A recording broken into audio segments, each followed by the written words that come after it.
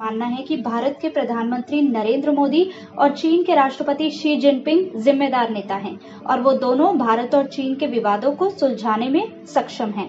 ये जानकारी समाचार एजेंसी पीटीआई ने रूसी राष्ट्रपति के साथ इंटरव्यू के आधार पर दी है। पीटीआई ने अनुवादक की मदद से इंटरव्यू लेते हुए पुतिन के हवाले से और भी कई बातें बताई हैं।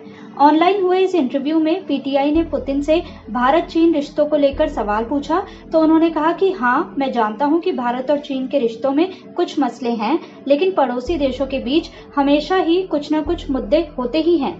लेकिन मैं भारत के प्रधानमंत्री और चीन के राष्ट्रपति दोनों के मिजाज जानता हूं। उन्होंने कहा कि दोनों ही बेहद जिम्मेदार शख्स हैं और वो दोनों एक दूसरे का सम्मान करते हैं।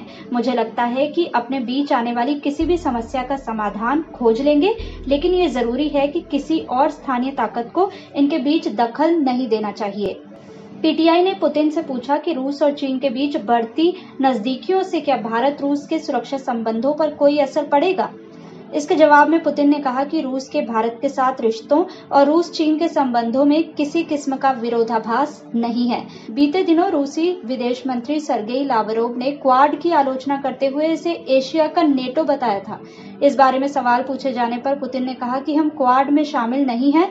कोई देश क्या कदम उठा रहा है, मैं निजी तौर पर इस बारे में कुछ नहीं कह सकता, क्योंकि हर संप्रभु राष्ट्र को यह अधिकार है कि वो किस देश के साथ किस हद तक रिश्ते बनाना चाहता है।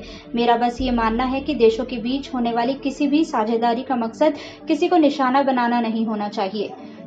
16 जून को जिनेवा में पुतिन को अमेरिकी राष्ट्रपति जो बाइडेन से मुलाकात करनी है।